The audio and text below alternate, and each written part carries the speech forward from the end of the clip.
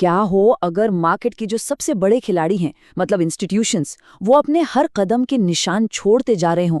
और क्या हो अगर हमारे पास उन निशानों को पढ़ने का, उन्हें समझने का कोई तरीका हो? तो आज हम ऑप्शन चेन के इसी कोड को तोड़ने जा रहे हैं। ये एक ऐसा नक्शा है जो दिखाता है कि स्मार्ट मनी असल में कर क्या रहा है। चलिए सीधे मुद्दे पर आते हैं।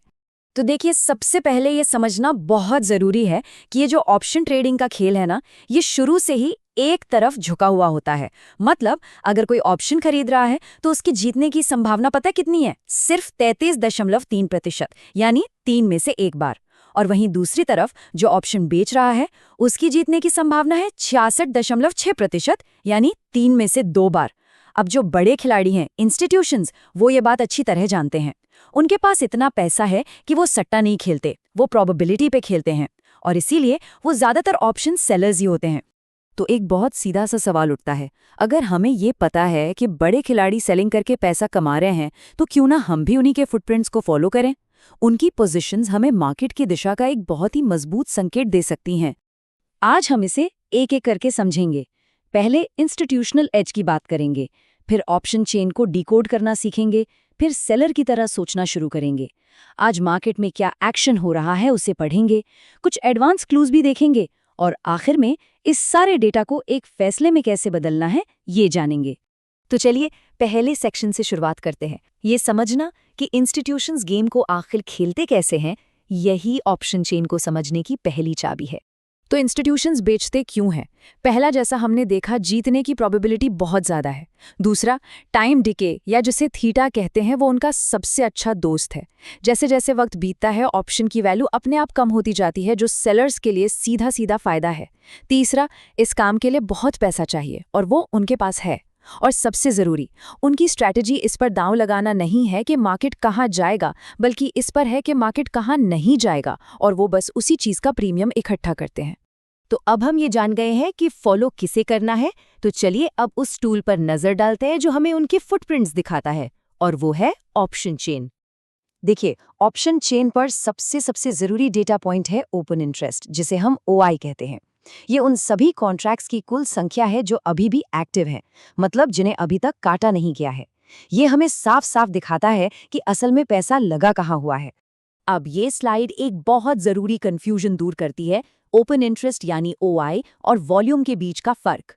वॉल्यूम तो बस ये बताता है कि आज कितने कॉन्ट्रैक्ट्स की खरीद बिक्री हुई, ये हर दिन 0 हो जाता है। लेकिन OI हमें ये बताता है कि कितनी पोजीशंस अभी भी खड़ी हैं, जो एक मजबूत भरोसे को दिखाता है। इसीलिए हमारा ध्यान हमेशा OI पर होना चाहिए, वॉल्यूम पर नहीं। अब आता है सबसे अहम हिस्सा। इस डेटा को सही तरीके से समझने के लिए हमें एक रिटेल ट्रेडर की तरह नहीं, बल्कि एक ऑप्शन सेलर की तरह सोचना होगा, एकदम उल्टा।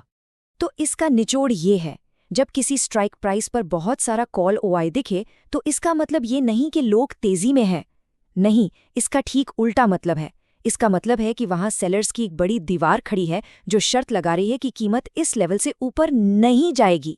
ये बन जाता है रेजिस्टेंस। और ठीक इसी तरह अगर किसी स्ट्राइक पर बहुत ज्यादा पुट OI है, तो इसका मतलब है कि सेलर्स का एक मजबूत फर्श है जो ये शर्त लगा रहा है कि कीमत इस लेवल से नीचे नहीं जाएगी, और ये बन जाता है सपोर्ट। और ये एनालॉजी इसे एकदम परफेक्ट तरीके से समझाती है। हाई OI को ऐसे समझिए, जैसे क्रिकेट के मैदान पर किसी एक जगह पर बहुत तगड़ी फील्डिंग लगा दी गई हो। अब जहां फील्डिंग इतनी मजबूत है, वहां से चौका मारना बहुत मुश्किल होता है ना। बिल्कुल वैसे ही, जहां हाई OI है, प्राइस के लिए उस लेवल को पार करना मुश्किल हो जाता है।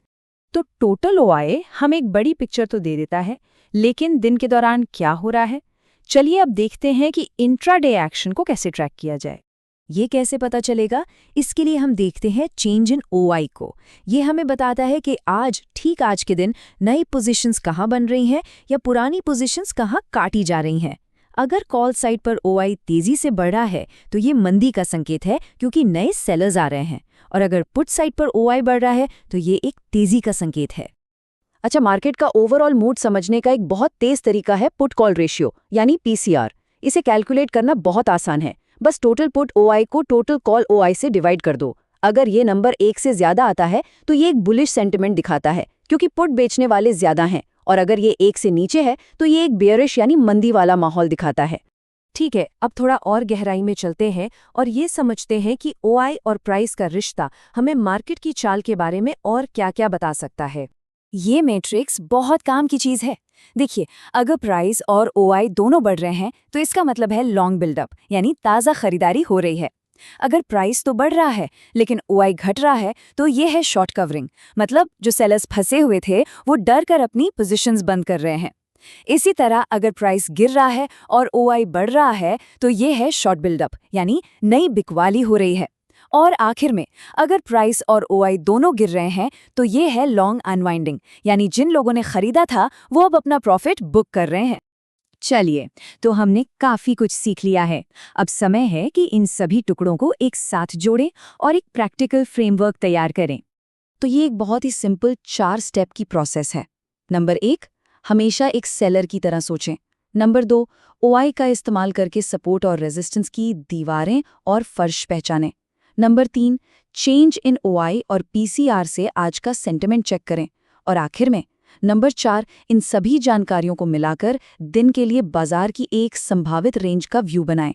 एक बात हमेशा याद रखनी चाहिए कि ऑप्शन चेन कोई जादू की छड़ी नहीं है जो भविष्य बता दे। ये सर्टेनिटी नहीं, प्रोबेबिलिटी का खेल है।